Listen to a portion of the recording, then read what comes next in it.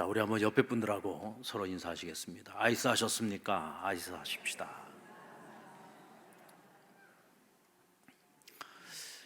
최근에 주가 조작단 사건으로 이 주가 폭등과 주가 폭락 과정에서 엄청난 피해자들이 지금 속출되고 있어서 경찰이 수사에 들어가고 또 이 문제가 굉장히 지금 사회적 파장을 일으키고 있는 것을 알 수 있습니다. 주가 조작단이 보니까 정재계뿐만 아니라 전문직 종사자들 그리고 일부 연예인들까지 포함된 큰 손이 될 만한 사람들을 일일이 다 개인적으로 컨택을 해가지고 이 사람들에게 거액의 투자금을 받아요. 그러니까 투자금을 받아서 뭐 하는 거냐면 그 돈을 가지고 고객 관리를 해주는 겁니다.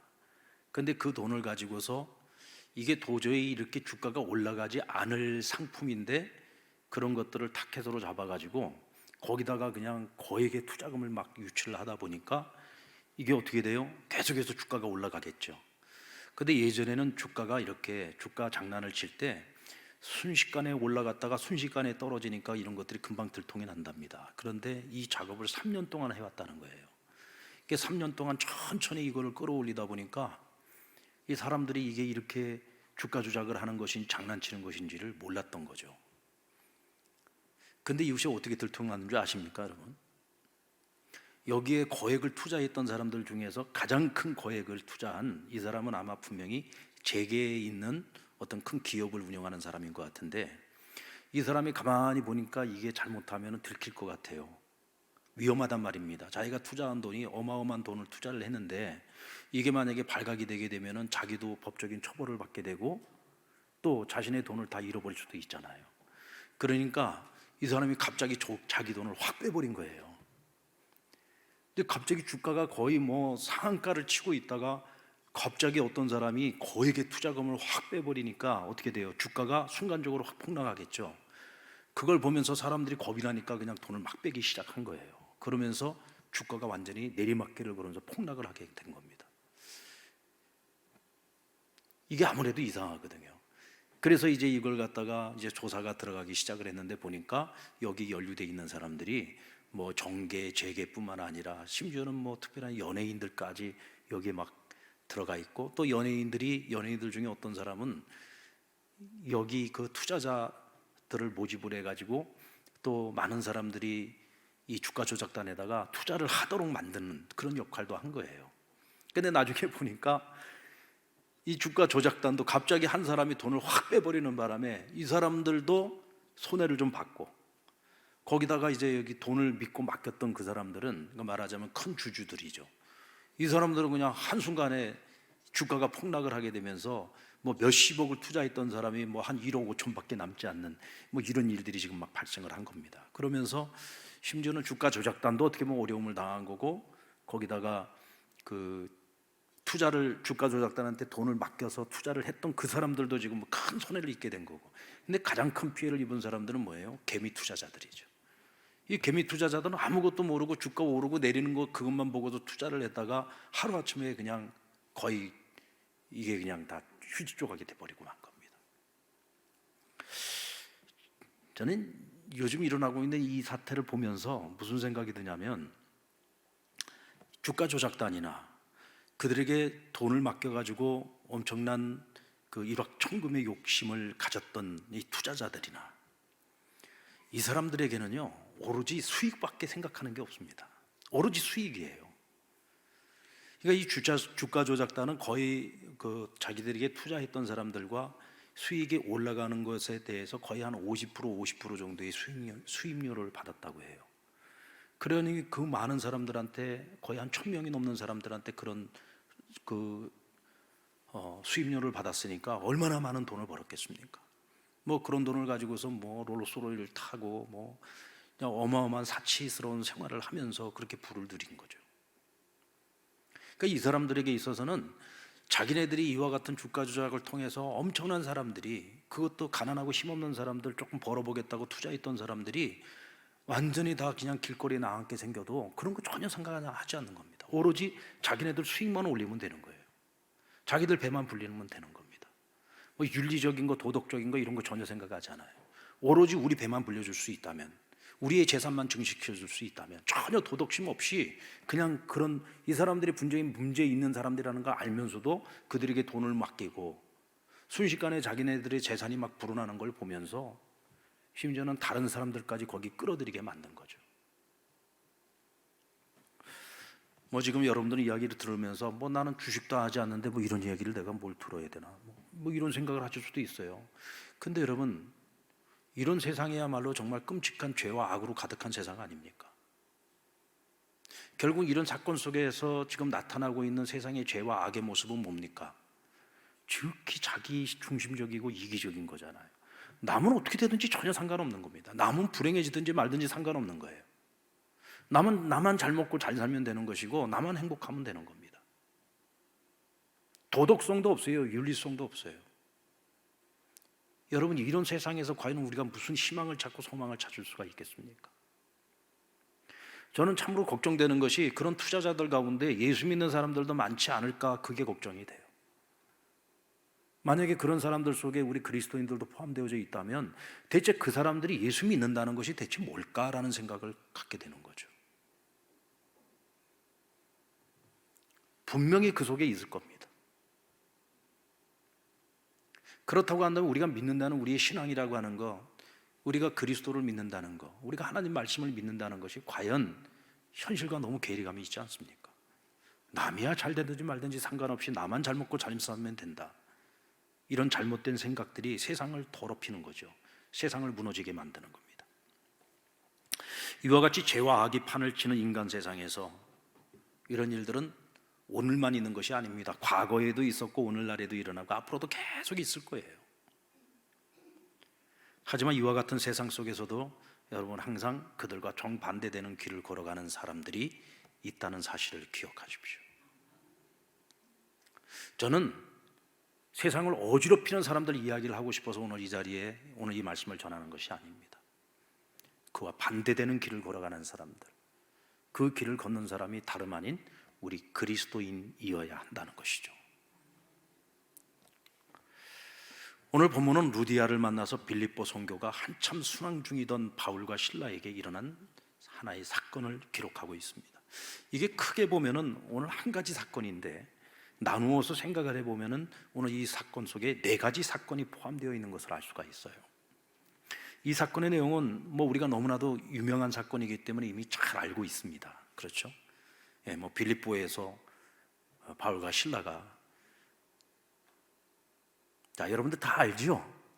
네, 여러분들 일단은 다들 이 내용을 인지하고 있다고 생각을 하고, 제가 아주 간단하게 오늘 본문의 전말에 대해서 잠깐 소개를 하고 오늘 우리가 정말 얻고자 하는 교훈을 말씀 안에서 하나하나 좀 질문을 통해서 찾아보려고 합니다.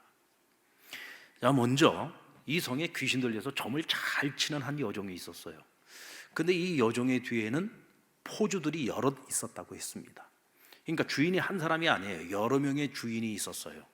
그리고 이 여종이 벌어들이는 돈을 통해서 이 포주들이요, 상당히 재산을 많이 증식했던 것을 알 수가 있습니다. 그러니까 굉장히 큰 수익을 얻었다는 걸 보니까 이 성뿐만 아니라 아마도 이 점치는 이 여종을 만나기 위해서 그 주변에 있는 성에서도 아마도 점 보러 오는 이들이 많이 있었던 것이 아닐까라는 생각이 듭니다. 자, 그런데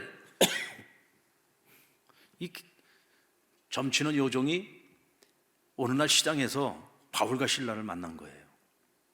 근데 이것은 이 여종이 하는 것이나 이 여종을 지배하고 있는 그 속에 들어있는 귀신이 하는 일이었겠죠. 귀신이 귀신같이 알아본 겁니다. 뭘 알아봐요?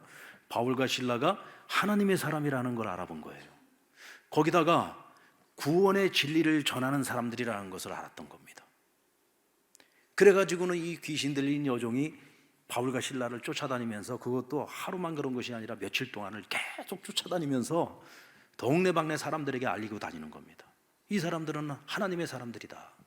이 사람들은 너희에게 구원의 진리를 전하러 온 사람들이다. 맞는 말인데, 근데 중요한 거는 누가 전하느냐가 중요한 거죠. 그렇지 않습니까? 이거 지금 귀신이 전하고 있는 거예요. 여러분, 귀신이 전한다고 해서 이것이 바울과 실라에게 무슨 큰 도움이 됐을까요? 제 생각엔 별로 도움이 되지 않았을 거라고 생각합니다. 여러분, 귀신이 왜 하나님의 사람들을 그렇게 소문을 내고 소개를 했겠습니까? 하나님의 사람 잘 되라고 했겠습니까? 아직까지 바울과 실라가 이곳에서 복음을 본격적으로 전하기 전이에요. 그런데 이 복음을 본격적으로 전하기도 전에 이와 같이 이들의 신분을 갖다가 그냥 낱낱이 다 사람들에게 알려버리게 되면 아직까지 바울과 실라가 누구인지도 제대로 모르는 상황 속에서 진리가 잘못되면 왜곡될 수도 있는 거죠. 그래서 바울이 굉장히 심히 괴로워했다고 했어요.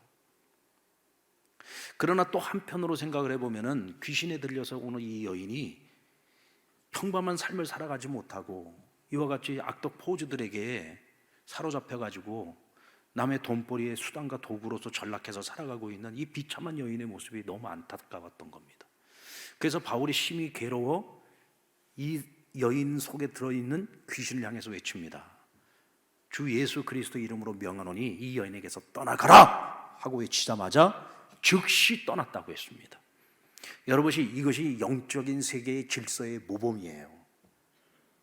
여러분, 예수 그리스도의 이름 앞에서는요, 그 어떤 악한 영들도, 더러운 영들도, 그 어떤 귀신의 영들도 그 앞에서는 떠나갈 수밖에 없는 것입니다.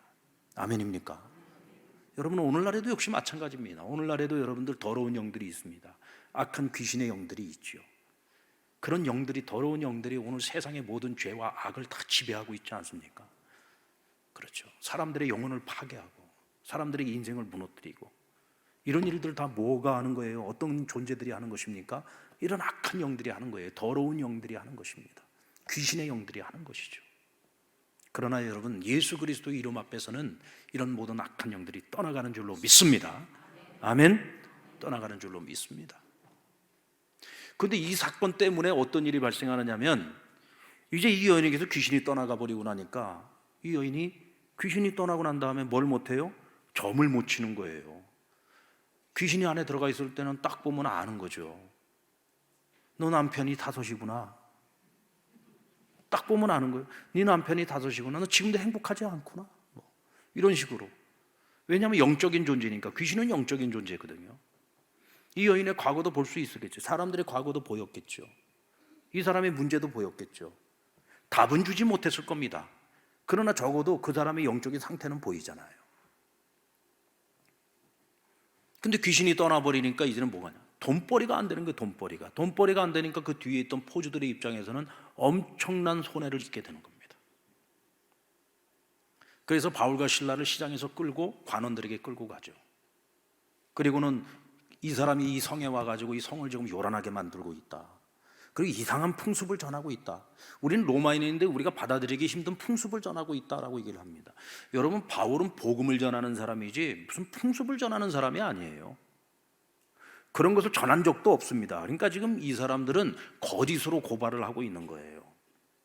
그런데 문제는 관원들이 그들의 고발을 듣고 또 그들과 함께하고 있는 그 마을 사람들, 그 동네 사람들과 함께 고발하고 있는 그들의 말을 듣고 제대로 된 재판도 하지 않은 채 그들을 처벌하게 됩니다. 그래서 옷을 찢고 매를 때리고 결국은 감옥에 가두게 되죠. 이건 여러분 불법입니다. 누가 봐도 불법이에요. 근데 여러분, 바울과 실라는 로마의 시민권을 가지고 있는 사람들이었잖아요. 그런데 어쩐 일인지 그 로마의 시민권을 내놓지 않고 때리면 맞고 감옥에 가두면 갇힌 겁니다. 그런데 여러분, 감옥에서 기적이 일어나죠. 바울과 실라가 혼절되어져 있는 상태에서 깨어났을 때는 이미 늦은 밤이었습니다. 그들은 깨자마자 하나님을 찾으면서 찬송하고 기도하기 시작했어요. 갑자기 지진이 일어나고 옥문이 열리고, 그리고 그들을 착고로 다 채워놨었는데 착고가 다 풀려버린 겁니다. 할렐루야. 기적이 일어나요. 기적이. 근데 잠에서 이 지진 때문에 잠을 자다가 깨어난 간수가 정신을 차리고 보니까 옥문이 다 열려 있는 거예요. 죄수들이 자기가 자고 있는 사이에 다 도망갔을 거라고 생각을 하고, 이제 그 문책을 당해서 자기가 죽을 수도 있으니까 내가 문책당해 죽는 것보다는 아예 차라리 자결하는 것이 낫겠다 싶어서 목숨을 끊으려고 하는데, 그때 그것을 바울이 제지시합니다. 이 사건으로 인해서 간수와 그의 집사람들은 복음을 듣게 되고 온 집안이 다 구원을 받고 세례를 받게 되죠. 그리고 나서 이제 맨 마지막 사건이 뭐냐? 이 관원들이 조용히 그 다음날 자기들이 불법 저지른 걸 알기 때문에 조용히 바울과 실라를 옥에서 내보내고자 했습니다. 근데 그때서야 바울이 로마의 시민권을 딱 내민 거예요. 우린 로마인인데 너희가 지금 재판도 행하지 않고 로마의 재판을 받아서 내가 처벌을 받아야 되는데 너희들은 그와 같은 것을 다 무시하지 않았느냐. 난 로마인이다. 왜 죄 없는 우리를 갖다가 이와 같이 때리고 감옥에 가두고 너희들이 불법을 저질러 놓고서 우리를 조용히 보내려고 하느냐. 우리를 내보내려면 관원들이 직접 와서 우리를 내보내라고 얘기를 합니다. 그 얘기를 듣고 관원들이 와요 안 와요? 올 수밖에 없죠. 왜? 자기네들이 잘못했으니까. 그것도 로마인들을. 그래서 바울과 실라는 그 관원들에게 복음을 전할 수 있는 기회를 얻게 됩니다. 이것이 여러분 오늘 본문 사건의 전체적인 전말입니다. 오늘 설교 끝낼까요? 뭐 더 할 것도 없습니다. 여러분도 지금 이 얘기를 쭉 들으면서 머릿속으로 이 사건들 속에서 오늘 뭔 얘기를 할지 내가 다 알겠어. 벌써 지금 여러분들 머릿속에다 촉촉촉 그리고 있을 거예요. 자, 그러나 그럼에도 불구하고 오늘 우리가 이 사건 속에서 몇 가지 질문을 통해서 교훈을 얻으려고 합니다. 먼저 왜 포주들은 바울과 실라를 고발했을까라고 하는 거죠. 왜 고발을 했을까? 여러분 우리 너무 잘 알고 있죠. 왜 고발했습니까? 19절 말씀에 보면은 여종의 주인들은 자기 수익의 소망이 끊어진 것을 보고 그랬어요. 그러니까 오늘 이 사람들의 소망이 뭐라고 했어요? 수익이에요. 수익. 내가 얼마의 수익을 얻을 것인가? 내가 지금까지 이 여종 때문에 벌어들인 수익이 얼마였는데 그게 지금 다 사라져버리게 생긴 겁니다. 이 사람들에게 있어서는 이 여종의 인격이나 삶이나 그들의 인생, 이 여인의 인생, 미래 이런 거 전혀 상관없어요. 이 여인이 뭐 잘 살든지 말든지 상관없어요. 죽든지 말든지 전혀 상관없어요. 이 여인을 통해서 자신들이 지금까지 축적해봤던 수익이 사라진다는 거 그거 하나만으로 오늘 이 사람들은 지금 흥분하고 있는 거예요. 분노하고 있는 거예요. 여러분 바울과 실라가 나쁜 일을 했습니까? 선한 일을 했습니까? 선한 일을 한 거잖아요. 한 여자의 인생을 되찾아준 겁니다. 이제는 정상적인 삶을 살아갈 수 있도록 도와준 거예요. 그 누가 이 여인에게서 귀신을 내쫓아줄 수 있겠습니까? 귀신에게 매여서 점이나 치면서 살아가야 했던 이 여인의 인생을 누가 정상적인 삶으로 돌려놓을 수가 있겠느냐고요. 바울과 실라만이, 하나님의 사람만이 할 수 있는 일이잖아요. 그렇잖아요. 선한 일을 한 사람인데 이 사람들은 자신들의 수익이 사라졌다는 이유 때문에 바울과 실라를 억울하게 누명을 뒤집어 씌워서 매를 맞고 감옥에 갇히게 만든 거죠. 여러분 왜 이 사람들이 이런 짓을 저질렀을까? 뭐 간단하게 말하면은 이 사람들은 악한 사람들입니다. 악한 사람들이에요. 조금도 남을 생각하지 않는 사람들이에요. 오로지 자기들만 생각하는 사람, 오로지 자신들의 수익만 생각하는 사람들. 그런데 여러분, 과연 세상에 이런 악한 사람들만이 자기중심적이고 오로지 자신의 이익만 생각하면서 살아가는 걸까요? 우리가 흔히 세상에서 저 사람 악하다, 악한 자다라고 손가락질 받는 그런 사람들만이 이와 같이 자기중심적이고 자신의 이익만 생각하면서 살아가느냐는 겁니다. 솔직하게 말하면 대부분의 사람들이 그들과 별로 다르지 않다는 거죠. 여러분들 우리 스스로에게 한번 물어보십시다. 우린 그리스도인입니다. 우리는 하나님께 사랑의 빚을 지고 살아가는 사람들이에요.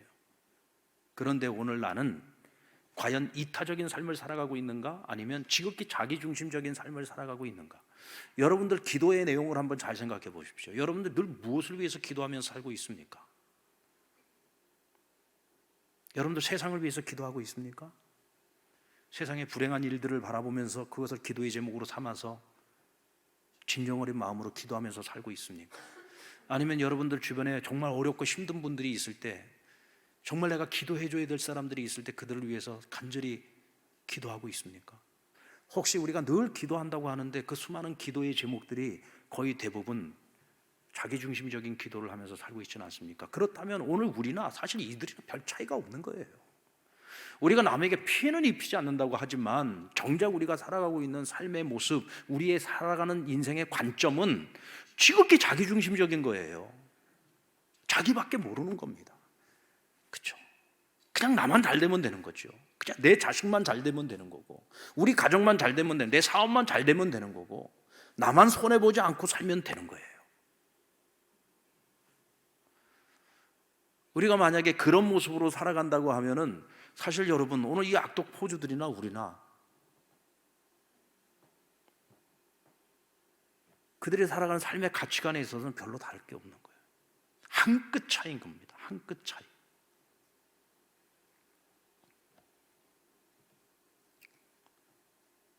만약 누군가로 인해서 내가 재정적인 큰 피해를 입는다든지 아니면 어떤 오해를 받고 큰 어려움을 겪게 된다든지 이럴 때 여러분, 대부분의 사람들은 어쩌면 오늘 이 포주들이 보여주었던 그런 모습을 똑같이 보이지 않을까 저는 생각합니다. 시장에 있었던 많은 사람들과 관원들을 한번 생각해 볼까요?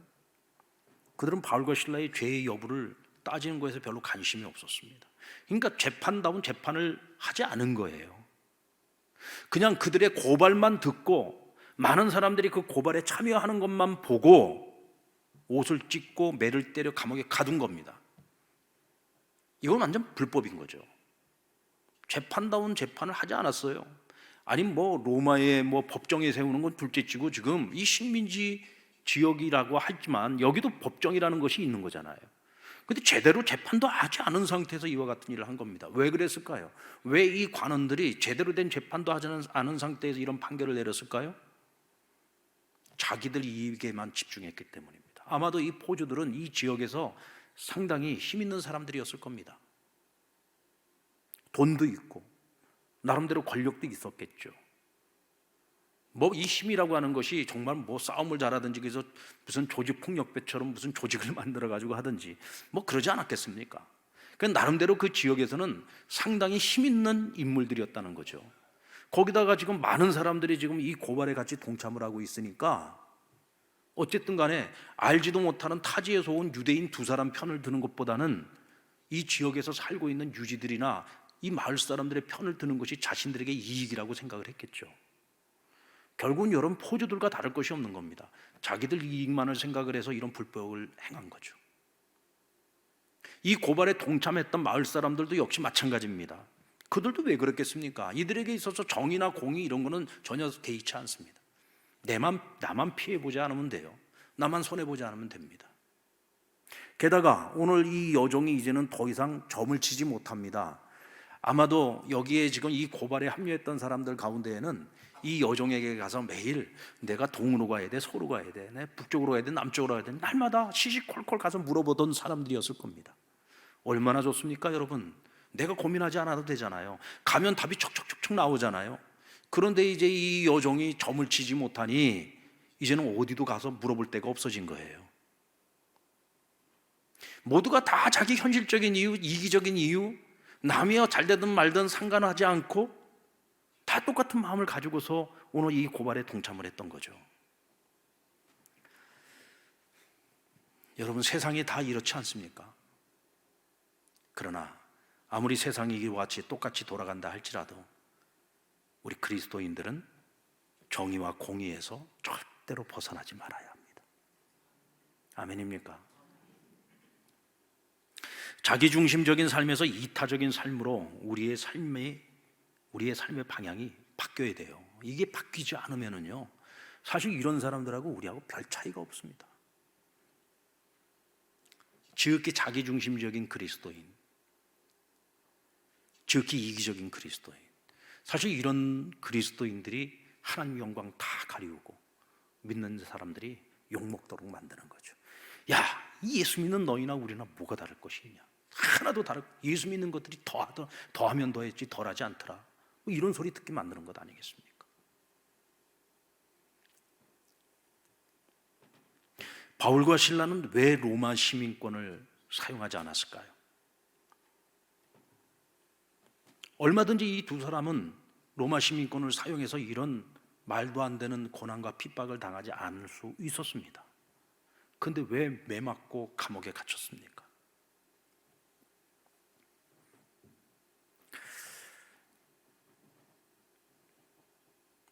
바울과 실라가 로마 시민권을 사용하지 않은 이유는 오늘 이 사건의 말미에 그 이유가 분명히 드러나요. 그러니까 대체 어떤 마음을 가지고 그랬을까? 37절 말씀 우리 같이 한번 찾아서 읽어봅시다. 37절 말씀 시작. 바울이 이르되 로마 사람인 우리를 죄도 정하지 아니하고 공중 앞에서 때리고 옥에 가두었다가 이제는 가만히 내보내고자 하느냐? 아니라 그들이 친히 와서 우리를 데리고 나가야 하리라 한대. 너희가 위법을 행했다는 거예요. 인제사 로마 시민권을 딱 드러낸 겁니다. 우리 로마인이야. 우리 로마인인데 너희가 법대로 우리를 처리하지 않고 너희들 임의대로 우리를 처리하려 하지 않았냐? 너희가 지금 불법을 행한 거야. 그런데 왜 우리를 조용히 내보내려고 하냐?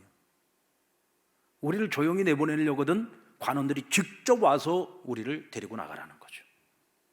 자, 무엇을 위한 것입니까? 복음을 전하기 위한 것입니다. 복음을 전하기 위한 것이죠. 오로지 복음을 위한 것입니다. 근데 복음을 전해도 어떻게 전하고 싶었느냐면 당당하게 복음을 전하고 싶었던 거예요. 당당하게. 만약에 일찍 시민권을 사용했다면 고난은 피할 수 있었겠죠. 하지만 복음을 전함에 있어서 스스로 양심이 떳떳하지 않았던 겁니다. 내가 마치 로마의 시민권을 이용해서 복음을 전하는 것처럼 그러고 싶지 않았던 거죠. 그래서 매도 맞았습니다. 감옥에도 갇힌 겁니다. 만약에 먼저 로마의 시민권을 내밀었었다면 이미 이곳 빌립보 사람들과의 관계는 깨져버리고 맙니다. 아, 저 사람들은 그저 시민권을 내세워가지고 그걸 이용해가지고 자기들이 전하는 것을 전하고 싶어 하는구만, 이렇게 생각하지 않겠습니까? 어쩌면 복음보다도 로마의 시민권이 더 강력한 힘을 가지고 있는 것으로 사람들이 오해하지 않겠어요? 관계가 깨져버리는 거예요. 여러분, 마음에 거리가 생기고 관계가 깨지게 되면 복음을 전하는 것은 그저 하나의 형식일 뿐 절대로 거기서 열매를 거두기는 어렵습니다. 그런데 이미 그들은 매 맞고 감옥에 갇혔습니다. 관원들은 불법을 행했습니다. 빌립보 성 사람들, 고발했던 그 사람들도 지금 혐의 없는 자들을 거짓으로 고발한 거잖아요. 이제는 입장이 바뀐 거죠. 바울과 실라가 갑이 되고 관원들과 빌립보 사람들은 을이 된 겁니다. 자신들의 잘못을 인정할 수밖에 없는 상황이 된 거예요. 그러므로 이제부터는 바울이 복음을 전할 때 당당하게 전할 수 있어요. 왜? 우리는 로마의 시민권을 사용하지 않았어. 우리는 억울한 상황에서 매 맞을 거 다 맞았고 감옥에 갇힐 거 다 갇혔어. 우리가 정작 로마의 시민권을 내밀었던 것은 자기들이 잘못한 걸 인정했기 때문에 조용히 내보내려고 할 때 우리는 그때 보여준 거야. 우리는 복음을 전하기 위해서 이곳에 온 것이지 우리는 다른 것을 자랑하러 온 것이 아니다. 떳떳하게 당당하게 복음을 전할 수 있게 된 겁니다. 복음을 위해서라면, 사람들을 구원하기 위해서라면 바울과 실라는 어떤 고난도 마다하지 않았습니다. 그래서 억울하고 힘든 일이 있어도 잘잘못을 따지기보다는 먼저 참고 인내하고 기다렸던 거죠. 여러분, 이것이 오늘 세상을 살아가는 우리 그리스도인들이 때로는 억울한 일이 있고 때로는 손해를 입고 피해를 입어도 우리가 마땅히 가져야 되는 자세라고 말씀하고 있는 겁니다. 여러분, 만약에 며느리가 시어머니에게 굉장히 어떤 억울한 오해를 받고 억울한 일을 당했어요. 이 똑똑한 요즘 젊은 며느리들 입장에서는 내가 억울한데, 내가 지금 억울하게 오해를 당하고 있는데 이걸 내가 그냥 넘어가야 되냐 말아야 되냐 고민을 하겠죠. 여러분들 같으면 어떻게 하겠습니까? 찬양대 여기 시어머니들도 계시고 며느리도 되면서 시어머니도 될 수도 있겠죠. 자, 그런데 이 순간은 우리 시어머니라고 생각하지 말고 내가 며느리 입장이라고 생각을 해서 내가 억울하게 오해를 당하고 내가 억울하게 막 혼이 났단 말이죠. 그러면 어떻게 하는 게 맞아요? 내 억울함을 호소를 하고 어머니가 좀 오해하고 있다라고 하는 것을 명석하게 증명을 해서 어머니로부터 내가 사과를 받아내야 되는 것이 옳은 것입니까? 아니면 그냥 참고 인내하고 듣고 속으로 삼키고 언젠가는 어머니가 오해를 푸시겠지 하고 기다려야 됩니까? 어느 것이 옳은 거예요? 전자예요, 후자예요? 전자입니까, 후자입니까? 자, 만약에 전자의 입장이 되어서 어머니, 이건 어머니가 명백하게 오해하신 겁니다. 왜 오해인지를 제가 설명을 드리겠습니다. 그래서 정확하게 내가 증명할 수 있는 여러 가지 이유들을 들어서 내가 쫙 설명을 해주면서 결국은 이건 어머니의 오해였습니다. 오해를 푸셔야 됩니다 라고 이야기를 해요. 그러면 어머니가 아이고야, 네 얘기를 듣고 나니까 내가 정말 잘못했다, 미안하다 얘야 하고 시어머니가 인정을 할까요? 그래, 너는 젊고 나는 늙었고, 너는 많이 배웠고 나는 못 배웠고, 너는 똑똑하고 나는 미련하고, 그래, 네 잘났다. 너가 지금 시어머니한테 아주 그냥 또박또박 말대꾸 참 잘하는구나.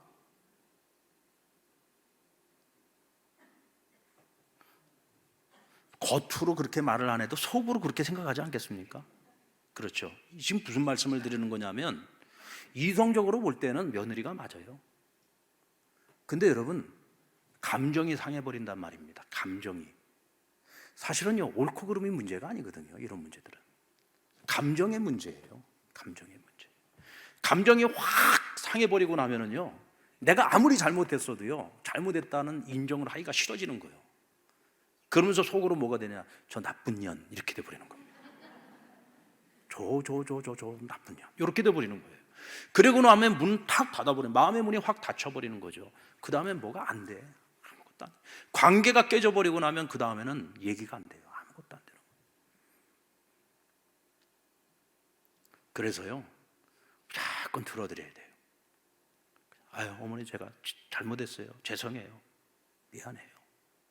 억울해도, 화딱지가 나도, 속에서 부글부글 끓어도 꿀꺽 참으면서 어머니 제가 죄송해요. 제가 죄송합니다. 그리고 끝내야 돼요. 그리고 시간이 조금 지나잖아요. 그러면 언제나 화난 놈이 지게 돼 있어요. 성질 부린 놈이 지게 돼 있어요. 적어도 상식이 있는 시어머니라면 이제 생각을 해보겠죠. 아이고, 우리 며느리가 지가 잘못했다는데 가만히 생각해 보니까 사실은 내가 잘못했어. 내가 오해한 거야. 내가 그냥 화딱지가 나가지고 그런 거야. 그러면요, 시간 조금 지나고 나면은 시어머니가 내가 미안하다는 소리는 자존심이 있어서 못해도요, 백화점에 데리고 가서 뭘 하나 사주든지, 아니면 불러내가지고 밥이라도 한 끼 먹이든지, 뭔가 화해를 하려고 노력을 한다니까요. 만약에 그것도 안 하는 시어머니 있으면은요, 그거 못된 거예요. 그건 그 시어머니가 아주 못된 거예요. 그런데 그 못된 시어머니 고치려고 노력하지 마세요. 그건 절대로 안 바뀌어요. 그건 절대로 바뀌지 않는 시어머니를 바꾸려고 하는 며느리는 진짜 미련하고 어리석은 겁니다. 그냥 그렇게 살도록 내버려 두세요. 그냥 그렇게 살다 가는 겁니다. 그럼 뭐 어떻게 하겠어요? 그걸 내가 무슨 수로 고칠 거예요? 평생 자기가 안 바뀐 사람인데 내가 그 무슨 수로 내가 그걸 바꿀 거예요? 그냥 그러고 살다 가는 거지. 그러나 나는 적어도 우리는 그렇죠. 여러분, 저는 이것이 우리 그리스도인들이 억울해도 참고 견디고 기다려야 되는 이유가 난 같은 이유라고 생각합니다. 우리가 억울하다고 해서 그거를 참지 못하고 그것을 시시비비를 가리고 옳고 그름을 자꾸 따지기 시작하면은요, 결국은 이성의 문제가 나중에는 감정의 문제가 돼버려요.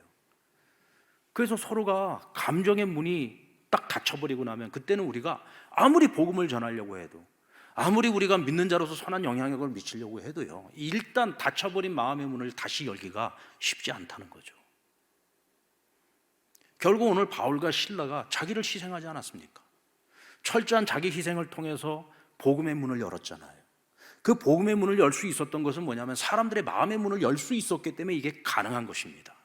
아멘입니까? 여러분, 우리가 한 생명을 구원하는 것이 얼마나 어렵고 힘든 일입니까? 생명을 구원하고 누군가를 구원해서 정말 하나님의 자녀로 삼는 일이 이게 보통 어려운 일이 아니잖아요. 근데 사람의 마음의 문을 열지 못하면서 어떻게 우리가 복음을 그들에게 전할 수 있고 어떻게 그 생명을 구원할 수가 있겠어요? 바울과 실라만이 자기를 희생하는 것입니까? 아니죠. 우리 믿는 사람들 모두가 다 어쩔 수 없이 우리는 그 길을 걸어가야 되는 거예요. 아파도 힘들어도. 견디기가 힘들어도, 억울해도 참고 인내하고 견디는 겁니다. 그걸 누가 인정해 주면 되는 거예요? 하나님이 인정해 주시면 되는 거예요. 아멘입니까? 그러니까 우리가 사람한테 인정받으려고 애쓰지 말란 말이죠. 하나님이 인정해 주시면 되잖아요. 그럼 하나님이 우리를 위로해 주실 거예요. 하나님이 인정해 주시면은요, 하나님께서 상대방의 마음도 열어 주실 겁니다. 하나님이 인정해 주시면은요, 하나님께서 다른 모습으로, 다른 면으로 어떻게 해서라도 하나님께서 우리에게 힘 주시고 능력 주시고 우리를 축복해 주십니다. 아멘입니까? 우리 하나님 보고 살아가는 사람들이잖아요. 바울과 실라는 늘 타인을 먼저 생각하는 사람들이었어요. 그리고 여러분들, 이 타인을 생각했던 바울과 실라, 옥문이 열렸어요. 창고가 풀렸어요. 그럼 빨리 나가야지요. 근데 왜 안 나갔습니까? 왜 도망치지 않았습니까? 자신들이 도망치게 되면은 바로 이어지는 현상이 뭐였습니까? 간수가 스스로 목숨을 끊으려고 했잖아요. 자신들은 나가서 좋을 수 있지만 자신들이 떠남으로써 간수에게 또 다른 피해가 올 수 있잖아요. 이타적인 마음이 있는 거죠. 그를 위해서 떠나지 않은 겁니다. 뿐만 아니라 오늘 이 간수도 자신들이 전하는 복음을 들어서 구원을 얻어야 될 전도 대상자인 겁니다. 그렇지 않습니까? 다른 사람에게 피해를 입히면서 내 한 목숨 살겠다고 여기 빌립보까지 온 건가요? 아니잖아요. 자신들이 빌립보까지 온 이유, 목적은 뭐예요? 복음 전해서 영혼 구원하려고 온 거지 않습니까? 근데 거기서 내가 도망쳐 나간다는 대체 무슨 의미가 있겠습니까? 왜 하나님께서는 바울과 실라가 찬송을 하고 하나님께 감사의 기도를 드릴 때 옥문이 열리게 만들었을까요? 도망가라고 문을 연 걸까요? 아니죠. 그와 같은 사건 속에서도 그들은 이타적인 삶을 살아줄 것을 하나님께서는 아셨기에 결국은 간수를 구원하기 위한 것이었고 그 가족 전체를 세례받고 구원받게 만들기 위한 것이었죠. 이타적인 마음을 가지고 있는 사람은 여러분 이와 같이 전도의 열매를 맺을 수 있어요. 여러분 절대로 자기중심적인 인생을 살아가는 사람이 남 구원 못합니다. 남의 생명 절대로 못 살립니다.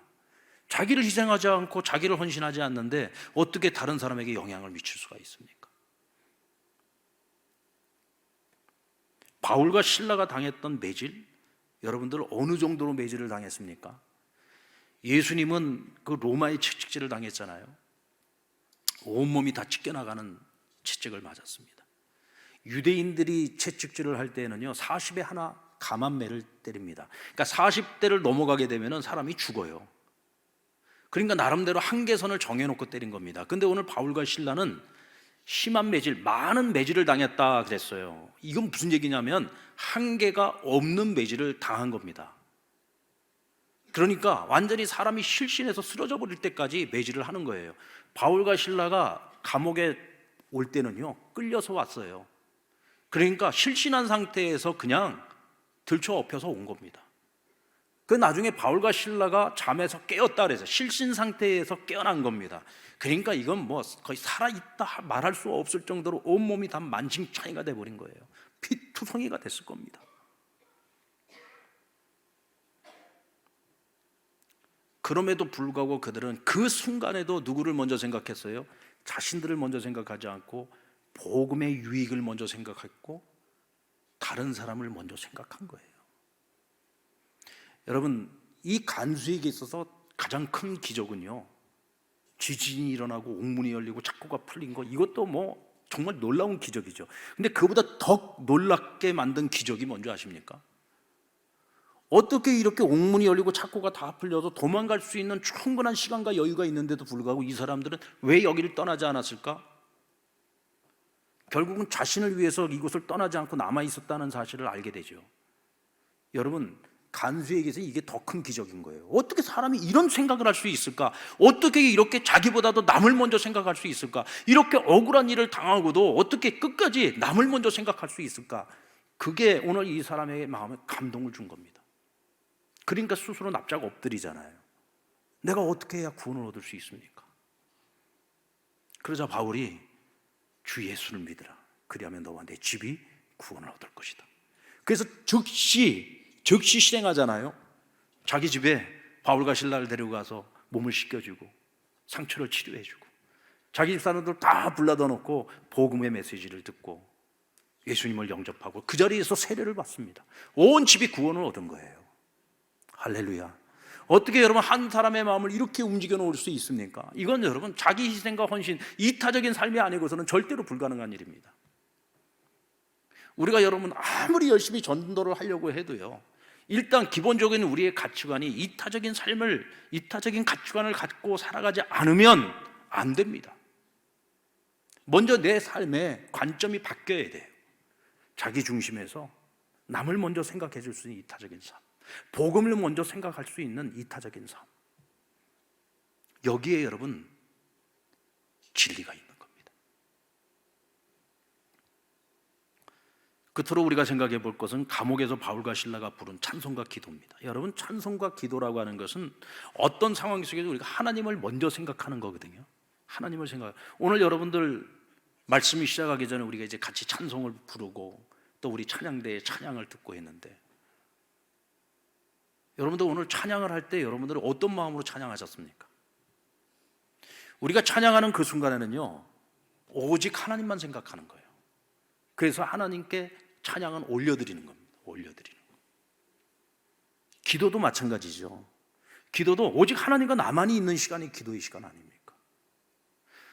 오늘 바울과 실라가 실신 상태에서 깨어나자마자 그들이 가장 먼저 했던 일이 찬송과 기도라고 하는 것은 어떤 의미냐면, 이들은 자나깨나 그들의 마음과 생각 속에 오직 복음, 오직 예수 그리스도, 오직 하나님으로 충만했던 거예요. 저에게 어떤 분이 큰 수술을 했어요. 마취해서 깨어나셨습니다. 근데 마취해서 깨어나면서 첫 마디가 뭐였냐면, 나는 죽어도 아낼 뿐이다. 난 죽어도 아낼 뿐이다. 나중에 그 얘기를 들은 그 아내의 마음이 얼마나 감동이 됐겠습니까? 야, 우리 남편은 사나 죽으나 아내뿐이구나. 뭐 별로 감동들을 안 받아. 하여간 우리 교회는 웬만한 거를 가지고는 감동받질 않아. 참 희한한 사람들이에요. 그래가지고 지금 다른 남편들한테 공공의 적이 되고 있어요. 여러분들, 그래서 이 남편들은 혹시라도 무슨 수술하거나 해서 이 마취에서 깨어날 때 절대로 이 회복실에 아내를 들어오게 하면 안 돼. 깨면서 다른 사람 이름이 나오면 큰일 나거든요. 뭐 미자가 나오거나 뭐 순자가 나오거나 일단 뭐 큰일 나기 때문에 절대로 아내를 들어오게 하지 말라는 뭐 그런 금령이 있다고 해요. 뭐 우리 상남교회는 그런 분들이 없겠지만, 여러분, 우리 그리스도인들은 어떤 순간에도 깨어날 때 우리 입에서 뭐가 나와야 될까요? 우리 입에서 뭐가 나와야 될까요? 저희 사위가 지난번에 저희 부부 보고 그런 얘기를 하더라고요. 아버님, 저는 우리 영희가 입이 튀어서 말을 시작할 때 아빠, 엄마보다 하나님을 먼저 찾았으면 좋겠다는 거예요. 근데 내가 아무리 생각을 해봐도 이 언어학적으로 볼 때 하나님이라고 하는 게 이게 참 발음이 어렵거든요. 얘가 밑에 받침자가 있어야 발음하기가 좋아요. 뭐 엄마, 뭐 아빠는 어쨌든 아빠. 저희 아이가 보니까 그 영희가 요즘 이제 엄마, 아빠 이걸 조금씩 하더라고요. 근데 지금 요즘 엄청 걱정이에요. 얘가 엄마, 아빠 하기 전에 하나님을 먼저 하기를 우리 사회는 간절히 바라고 있는데, 얘가 하나님을 찾으려면 한참 시간이 더 걸릴 것 같은데 우리 사회가 실망하지 않을까라는 지금 요즘 걱정이 되고 있어요. 그래도 어쨌든 마음은 이쁘잖아요, 그죠? 마음이 이쁘지 않습니까? 우리 아이가 첫 번째로 하는 말이 하나님 하고 이 말을 했으면 좋겠다는 거예요. 그래서 제가 요즘 엄청 훈련을 시켜요. 엄마, 아빠 하기 전에 하나님, 영이, 하나님, 영이, 하나님, 아빠, 엄마, 하나님을 계속 가르치는데 아직 이게 한자가 이게 참 어려운 것 같아. 하나님이 또 세 글자 아닙니까? 아무튼 저에게는 이게 엄청난 숙제인데, 근데 여러분, 어쨌든 우리 믿는 사람들에게 있어서 무의식적으로 우리가 늘 생각할 수 있어야 되는 것, 우리가 무의식적으로 어떤 말을 할 때에도 우리의 언어 속에 항상 제일 첫 번째 우선순위 있어야 될 단어가 뭘까 생각을 해봅니다. 여러분, 바울과 실라는 처음으로 그들의 입에서 나온 것이 찬송이었어요. 하나님을 찬양했습니다. 하나님 기도했습니다. 여러분, 오늘 우리의 삶이 그와 같은 삶이 되어질 수 있다면, 그런 우선순위를 가지고서 우리가 살아갈 수 있다고 한다면, 우리가 살아가는 가정과 우리와 함께 더불어 살아가는 수많은 사람들에게 우리가 보다 선한 영향력을 미칠 수 있지 않겠습니까? 우리가 전하는 복음이 더 능력 있지 않겠습니까? 더 많은 생명을 구원할 수 있지 않겠습니까?